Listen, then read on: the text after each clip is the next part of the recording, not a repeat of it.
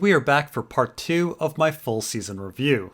So in part 1 of my season review, I discussed the overarching themes of the show, the Alicent and Rhaenyra story, and the Viserys story. And so let us continue on with the remaining main characters. Let us begin with the wanderings of Daemon Targaryen, a rogue at odds with everything, even with being at odds. So the story of Daemon begins with us hearing about him spending too much money on the city watch, and him returning to court, presumably after him being gone a while building the force. He flirts with Rhaenyra before we then see that his men are fiercely loyal to him, and then he goes on a remarkably cruel rounding up of people where we get limb hackings and castrations, and afterwards he's brought before the king to explain his actions, which he says were to create peace for the upcoming heiress tourney, and so the king gives him a mild warning to chill out. And although he seems to have left his meeting with the king on somewhat good terms, he goes back to his brothel where he has problems having sex and is comforted by Mysaria. In the tourney, he again flirts with Rhaenyra and acts reckless and cruel, but truly enjoys being loved by the adoring masses before getting sucker-flailed by Criston Cole. The queen and his newborn nephew die, and while in mourning we have the whole heir for a day incident, and he's brought before Viserys for being disrespectful. Daemon then gets into an argument with the king about the real issue. Daemon was never made hand, and Viserys trusts Otto Hightower instead. Daemon ends up calling Viserys weak, Viserys switches his heir, and Daemon leaves for Dragonstone. 6 months later, Daemon steals a dragon's egg and declares himself the true heir, prompting Otto and Rhaenyra to confront him on Dragonstone. Rhaenyra explains that Daemon's anger is really about her, and that she would need to die for him to get what he wants, so he relinquishes the egg, and then gets in a fight with Mysaria over him using her as a pawn in his schemes. Daemon is then asked by Corlys to fight in the Stepstones with him. In the Stepstones, Daemon is trying to kill the crab feeder, but crushes one of his loyal followers, and cannot get to his opponent. After Viserys offers help, Daemon decides he needs to take risks and win the war already. So he pretends to surrender, only to actually come in with a surprise attack, and he finally ends up killing the crab feeder. He returns to King's Landing to the adoration of the people and the acceptance of the king, and flirts more with Rhaenyra. He has Rhaenyra sneak out to meet him, tries to teach her a bit about politics, and the two nearly have sex in a brothel before he storms off, apparently unable to perform again. And then he awakens to Mysaria, who has moved on from being a sex worker to being a spy master.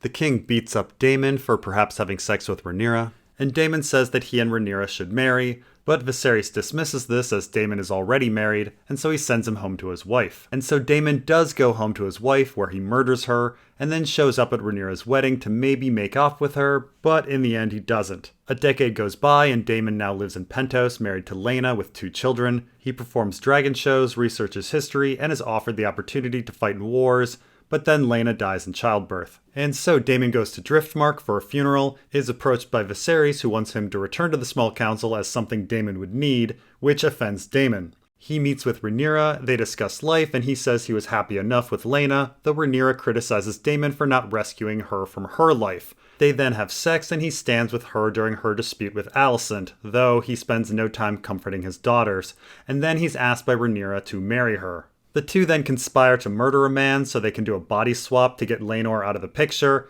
and years later Daemon is busy collecting eggs, and then they hear that Lucerys is having his claim questioned, and so they head to King's Landing, and are upset that the Hightowers have so much power. They meet with Viserys and tell him to support Luke while showing off their children, and then they confront Alicent about her behavior. During Vaemon's petition, Daemon tacitly reconciles with Viserys by helping him to the throne, and Daemon beheads Vaemond for treason. He enjoys a final dinner with Viserys before a fight breaks out and they leave. After Viserys dies, Rhaenys comes to report the usurping of the throne, and Daemon begins planning for war. He is told to hold back by Rhaenyra and threatens some Kingsguard. His daughter is stillborn, Rhaenyra is crowned queen, and they go back to war planning. Otto then arrives offering terms, which Rhaenyra considers, and the two have a fight as Daemon doesn't want peace. In the argument, it's revealed that Daemon knew nothing of the prophecy that Viserys believed in, and is so angry about that he chokes Rhaenyra. In the end, Luke dies, and the season ends with Rhaenyra looking like she's going to go forward with war, like Daemon wants. And so, looking at the Daemon Targaryen story, it's, in all honesty, ridiculously convoluted and nonsensical. It's just drivel. Although the performance of Matt Smith goes a long way to make the character likable and engaging, there is little to no logic to anything Daemon does. And that is the fundamental problem with the character. He's not actually a character. No human being, sane or insane, empathic or sociopathic, selfish or giving, would act the way Daemon acts. He just simply does stuff, and I can really only conclude that Daemon is a plot device to move the story forward, the creator of conflict for the other characters to occasionally deal with. Now I know this sounds very harsh, but when we watch House of the Dragon, can we answer some very basic questions about the character, like, what does Daemon want? What's his motivation? Why did Daemon do that action? Or does Daemon have erectile dysfunction? Answers to these very simple questions can prove quite vexing throughout the season. Even trying to dismiss Daemon as an insane psychopath or an agent of chaos is impossible when he spends considerable amounts of time suddenly not being insane. This is something no crazy person can actually do. They can't just suddenly not be crazy for a decade. To illustrate this, let's try to make sense of Daemon's central motivation, the first question an actor asks about their character. So Daemon is introduced as a man who is said to want power, but in actuality he appears to be a man who's hopelessly insecure and in need of affirmation. After having a relatively small disagreement with Viserys about his command style, he fails to perform during sex and needs to be coddled by Mysaria, mental anguish manifesting physically. In addition to this professional affirmation, he appears to love flirting with his niece, adores the praise he gets from the crowd in King's Landing, and is so very sad that his brother never made him hand. And so going with this, it means his hissy fit over the egg and his heir status makes some sense as he wants attention from his brother and Rhaenyra, as he craves their approval, though it's not really a great plan for winning affection, but it could fit in a childish sort of way. And then he goes to war for more glory, more affirmation, and is deeply upset when his brother tries to help him as he wants to do it himself. So these first 3 episodes make Daemon fairly consistent. He seems like an insecure guy who just wants to be loved and respected. Maybe he wasn't held enough as a baby or something, though weirdly we're told that mom loved him best. Or perhaps he just wants power, as Otto says, somehow, though I really don't see much justification for the power. We are treated to this random scene during the war with one of Daemon's men that has nothing to do with the plot. And usually when something has little to do with the story, it has something to do with the theme. The man praises Daemon, he is his prince, but Daemon just stomps on him in his quest for the crab feeder. I take this to mean that Daemon expects affirmation from others, but gives nothing in return. Everyone is expendable in his pursuits, whatever they may be. Regardless, assuming he either wants power or affirmation, he returns to King's Landing and gets exactly what he wants. He has a kingship, he gets his brother's love, he gets the adoration of the public, he has a chance to return to the small council, he has the romantic gaze of Rhaenyra. He has more power and affirmation than he's ever had in his whole life. And then he immediately screws it up. He takes Rhaenyra out to a brothel and cannot get it up, and the incident makes Viserys hate him again. And speaking of the impotency, he for some reason cannot perform with Rhaenyra. Before it seemed he couldn't get it up because he was belittled by Viserys or perhaps feared losing power, but here he's a beloved war hero and king and is genuinely desired by Rhaenyra. He should be ready to go, but he isn't. The director claimed that he wanted Rhaenyra to be subservient, thus the problem, he's not in the power position, but that doesn't really make sense either, as later he's able to get it up with Rhaenyra when she has even more power, but whatever. Dealing with the weirdness of episode 4 is challenging, but not impossible. We can say based on this episode that maybe Daemon is one of those perpetually unhappy, never satisfied, always impotent, always perceiving himself as not in power kind of person. He's a depressive type. He's unhappy because he desires something and then achieves it and is still miserable. I think we've all known people like this. Fine, we can be on board with Daemon's character up through episode 4, except then he gets married to Laena and nearly all of his issues just magically go away. Poof.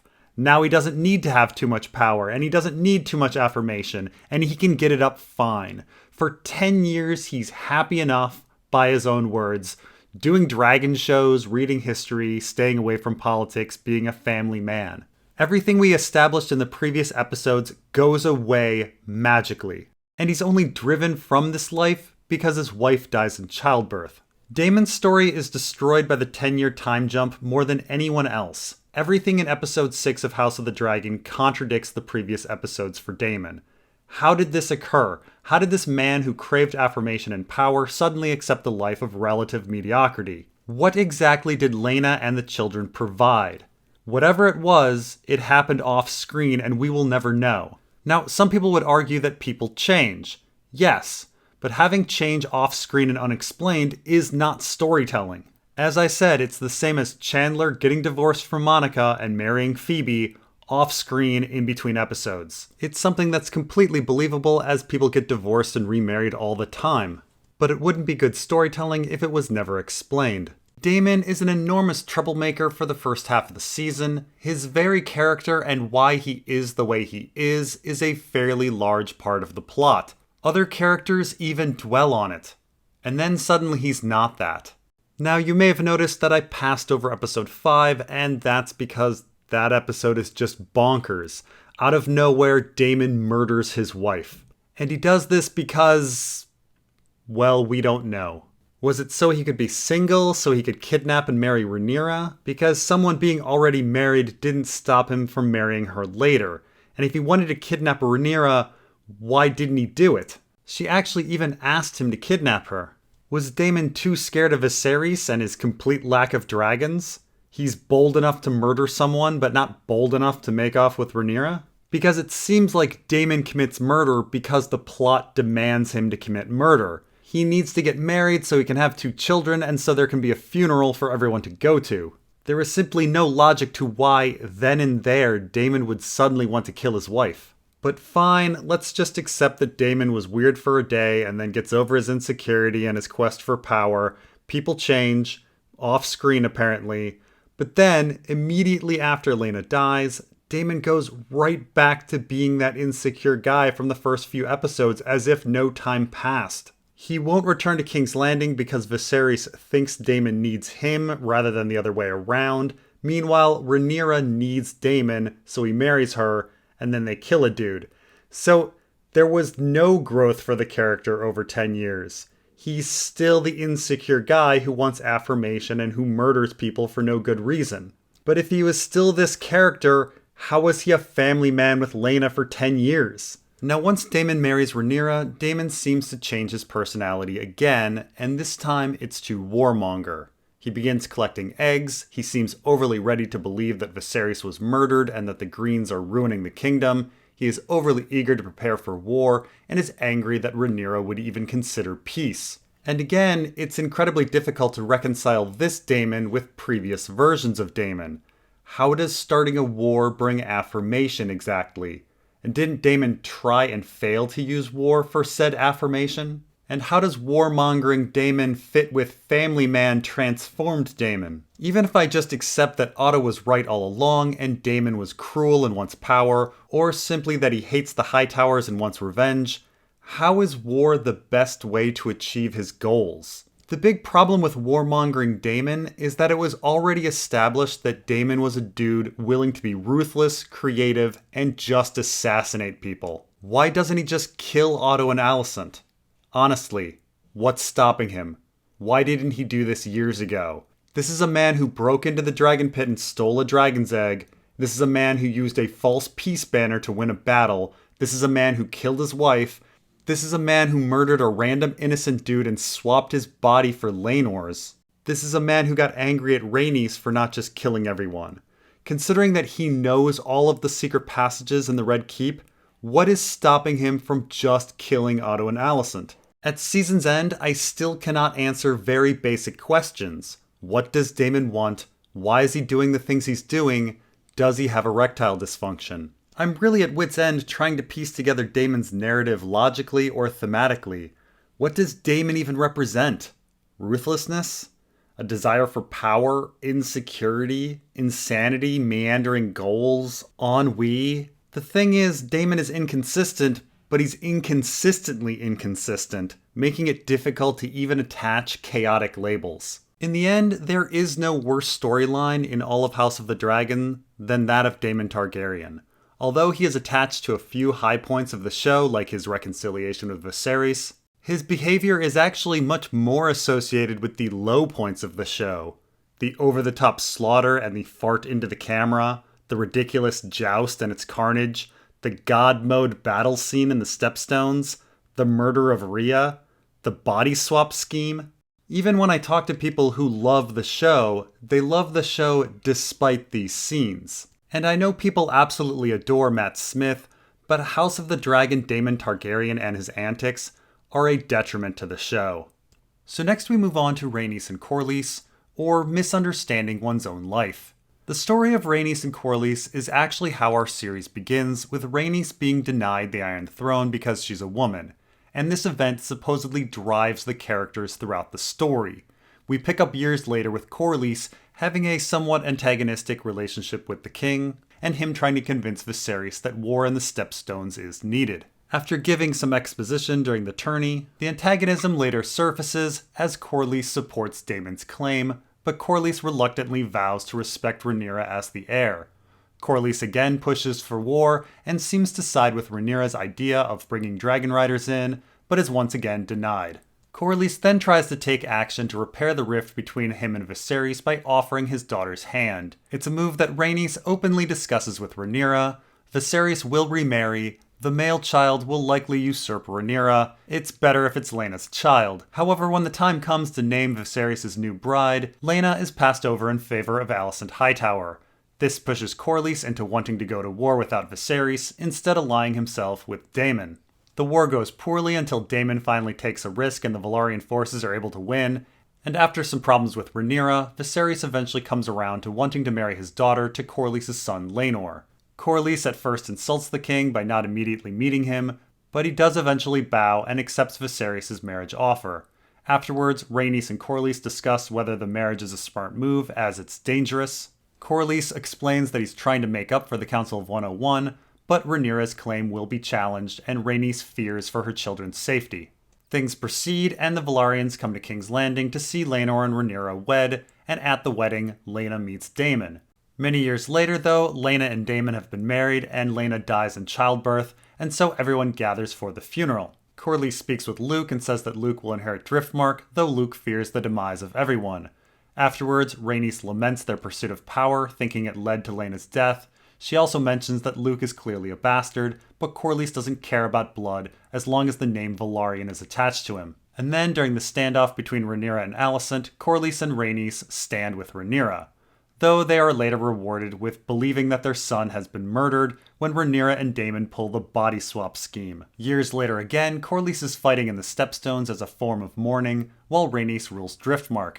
Corlys gets gravely injured though, so Vaemond announces that he wants Driftmark over Luke and says he's filing a petition. So Rhaenys goes to King's Landing where Rhaenyra wants a marriage between Jace and Luke to Baela and Rhaena in exchange for supporting Luke's claim. Rhaenys at first denies Rhaenyra, but after Viserys' return to the throne, she accepts the offer. Vaemond is killed, and Rhaenys mourns her brother-in-law. After Viserys dies, Rhaenys is locked in a room. She is visited by Alicent, who wants her support, but Rhaenys does not give it. Later, Eric frees Rhaenys and helps her escape. Rhaenys gets corralled into the dragon pit, where she goes downstairs and gets her dragon. She breaks through the floor, killing many people, but decides that it's not her place to kill the Green faction. So Rhaenys flees to Dragonstone to warn Rhaenyra, but is reluctant in declaring for her. Rhaenyra is then crowned, and Rhaenys stands. She speaks with Corlys, who survived, and now laments his desire for power as it destroyed his house. Rhaenys, though, says that they should support Rhaenyra. Corlys is confused as they believe she killed Laenor, and Rhaenys says that Rhaenyra shows restraint and the traits of a good leader. And so Corlys comes to Rhaenyra and says that the Velaryons will fully support her. And so I will say that the Corlys and Rhaenys story is curious, as the two characters are by far the most introspective, speaking to each other about what they actually feel and what their motivations truly are. Additionally, the characters clearly think about their lives in totality and are quite deliberate in their choices, explaining their logic. We are handheld as viewers with these two, over and over and over, so we never need to question what they're really doing.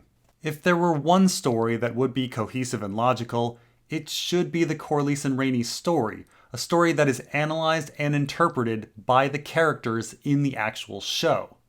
Which is what makes the story so odd. Corlys and Rhaenys clearly do not understand their own lives. Let me explain. Starting off, it's rather clear that Rhaenys and Corlys are upset that Rhaenys was passed over at the Council of 101, and so they are motivated to have their descendants on the Iron Throne. Of course, many of the characters have the motivation of having their descendants on the Iron Throne, even the ones who are not passed over at a great council, but nonetheless, the lingering bitterness does work to add an edge to the characters. And yet, although everyone claims that Corlys and Rhaenys crave the Iron Throne quite a bit, we only see one single action towards that goal, offering Laena's hand to Viserys, which is denied. Their big move is unsuccessful. And other than that, the two aren't actually that persistent. It's Viserys going off of the advice of Lionel Strong that offers Rhaenyra to Laenor. It wasn't really pushed by Rhaenys and Corlys. And this makes the whole story not really make much sense. At the end of the season, Rhaenys and Corlys lament their hubris in wanting the Iron Throne. That is their character arc, beginning with a desire and then realizing that they made a mistake, feeling their hubris killed their kids. That's their growth. From desire to regret, learning that power and death go hand in hand. And again, we are handheld through this journey. Rhaenys discusses her desires with Rhaenyra, then Rhaenys is later apprehensive about their pursuit while Corlys wants to keep going. Then after the death of Laena, Rhaenys realizes it was a mistake. Then after the death of his son and nearly dying himself, Corlys realizes it was a mistake too. Luke even tells Corlys the theme of his story straight to his face. Death and power go hand in hand. Except there's a huge problem here. Their hubris clearly didn't kill their kids. That's not what happened at all. Their hubris led to Laena being offered and denied, and that's it. Their moral journey, their awakening, makes no sense. Laena died in childbirth. I mean, yeah, she killed herself, but it's essentially the same thing. Her marrying Daemon, who had given up politics and was no longer heir in anyone's mind, had nothing to do with her dying, other than him giving her some bad sperm, maybe. And even that marriage appeared to be Laena's decision anyway. And with Laenor, the king offered this marriage to them. Honestly, what person would turn this down? Not to mention, they believed that Laenor's death was the result of Rhaenyra figuring Daemon would be a better political ally than Laenor, which makes absolutely no sense as Laenor is connected to the Velaryon fleet and a dragon, while Daemon is just connected to a dragon. Laenor's death was not really the result of Rhaenyra's claim being questioned as they feared. It was the result of crazy logic that no one could have possibly foreseen. I really don't know how anyone could look at the lives of Corlys and Rhaenys and say, yes, hubris and their desire for the Iron Throne led to their fate, as it so clearly didn't outside of some sort of pseudo-religious explanation that the gods were punishing them. Their whole moral journey is ridiculous, and on top of this complete failure to show how hubris led to their fate, we also get the oddest ending to their story with their support of Rhaenyra. Now, don't get me wrong, there are actually plenty of reasons for Rhaenys and Corlys to support Rhaenyra that were seeded earlier in the season. Rhaenyra is a woman, and Rhaenys may appreciate her finally breaking the glass ceiling. Corlys made a vow to support her as heir. Corlys likes Rhaenyra's mind. Corlys and Daemon became friends in war. Their grandchildren are Daemon's children. Their grandchildren are Rhaenyra's children. Their grandchildren are betrothed to each other. Jace Velaryon is in line for the throne. Luke Velaryon is the heir to Driftmark. Rhaella is in Daemon's possession while Baela is in theirs. All of these reasons work. And yet weirdly, with all of these reasons sprinkled throughout the season, they are thrown out the window and the support of the Velaryons comes from Rhaenys admiring Rhaenyra's leadership style. The fact that Rhaenyra shows a little bit of restraint. It's just sort of odd. It doesn't seem like the kind of thing that would overcome the fact that Rhaenyra supposedly had her son murdered and thrown in a fire. And yes, I know that Corlys mentions these other things, but the emphasis is really put on Rhaenys admiring Rhaenyra's restraint, something that Rhaenys never seemingly cared about before. This is a woman who looked at her nails while men died in front of her, and who broke through a floor killing dozens. Suddenly she's thinking about the masses and the good of the realm? Whatever the case, the entire Corlys and Rhaenys story is just crazy. Which brings us to the Otto story, or an unexpected rebirth. So the Otto story begins with him very much in control of Viserys the King, dispassionately acting as hand on the small council, doing things like shutting down Corlys and really guiding Viserys' actions.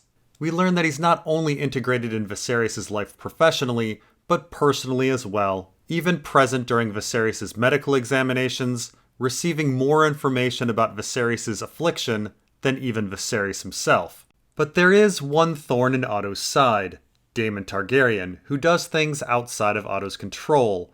Daemon has cracked down on criminals in the city cruelly, making Otto uncomfortable.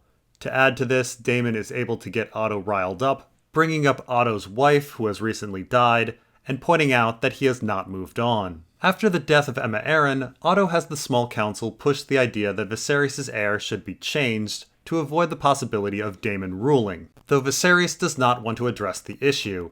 And so, Otto sends a letter off to Oldtown while instructing his daughter to spend time with Viserys. Then, lo and behold, the Heir for a Day incident occurs. Otto reports on it, and Viserys confronts Daemon, who thinks the issue is really about Otto's control and Viserys' preference of Otto's opinion over Daemon's. Viserys switches his heir, and Daemon leaves King's Landing. Soon after, Rhaenyra lets us know that the small council, that is Otto, has been pushing Viserys to marry again, and we see an offer from Corlys.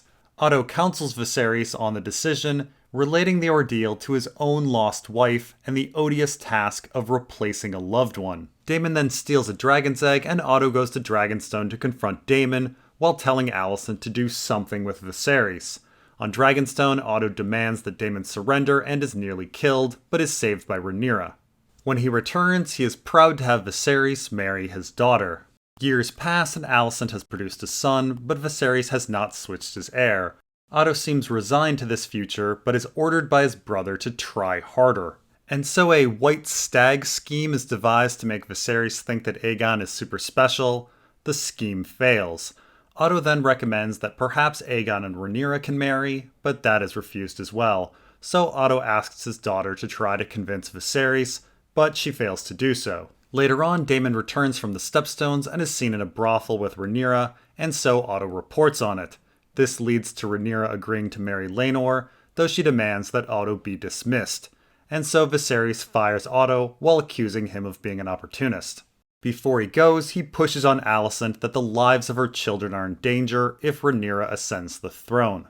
And then a decade goes by and Lionel Strong is murdered, allowing Otto's return. Once back, he attends Laena's funeral, roughs up Aegon, but is largely silent at Rhaenyra and Alicent's standoff. Afterwards, though, Otto is weirdly jovial, saying that Alicent finally appears passionate enough to actually win the Game of Thrones. More years go by, and as Viserys grows sick, Otto and Alicent essentially rule the kingdom, and Vaemond petitions for control of Driftmark.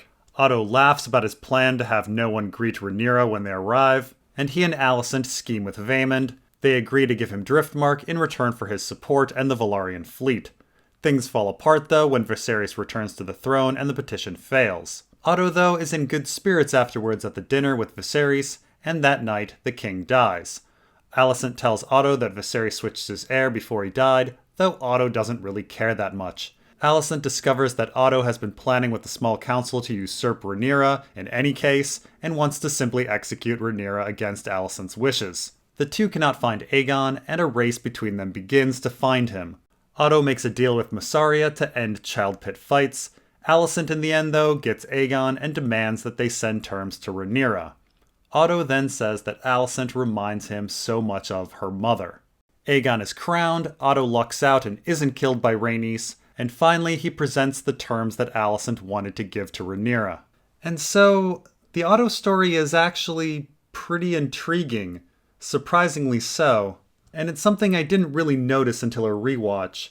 So, Otto's story runs parallel to a couple other stories in the series. First, it's clearly a parallel to the story of Rhaenys and Corlys. There are essentially two families competing to control Viserys, the Velaryons and the Hightowers, the two most powerful houses in the kingdom. And while no one ever talks about this rivalry, it's pretty apparent. We see Otto edge out Corlys early on the small council, and then Otto is able to get Viserys to marry his daughter over Corlys. However, what's interesting about the Hightower-Velaryon rivalry is that they are on inverted moral and emotional journeys. While the Velaryons learn that their hubris and their desire for power is destructive and eventually come around to rejecting that idea, the Hightowers are all about instilling it.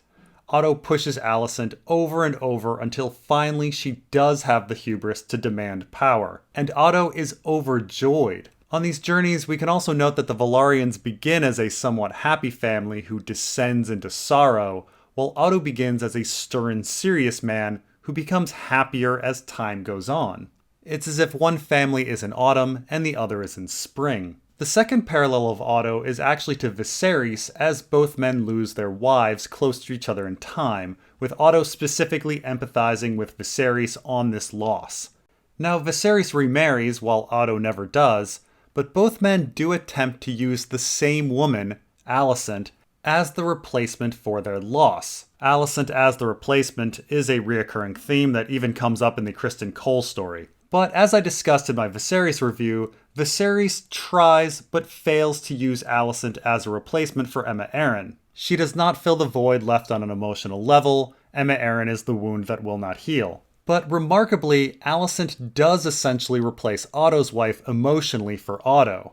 After years and years of pushing this desire for power into Alicent, she finally ends up like his lost wife, who was apparently a crafty and demanding character. And the replacement of his wife with his daughter does explain why Otto grows more joyful over the years, not aging a day. Unlike Viserys, Otto heals. And in a way, Otto is reunited with his wife in life through his daughter. Meanwhile, Viserys descends into sickness and is only reunited with his lost love in death. Now, on a side note, I also find Otto's personal motive for transforming Alicent to be interesting, as there's clearly a Hightower Maester conspiracy going on. His brother commands him, and the Maesters are partners in his crimes. Yet there are many times when the Hightower plan goes awry, and Otto isn't really that choked up about it. When Viserys doesn't switch his heir, when Alicent has her standoff, and when Vaemon's petition fails, the Old Town mission is hindered. Yet during these events, Otto is emotionally fine. In fact, sometimes he's happy. This may be because Otto isn't really that invested in the Old Town goal, but more invested in making Alicent into the person he wants her to be. Like his wife. It's a rather creepy but also hauntingly beautiful story, though I do wonder somewhat if this cool narrative was an accident, or that I'm imagining it. And that more or less covers the main stories of the series. We'll get into the remaining minor characters later on in part 3. Thanks for watching, and we'll see you next time.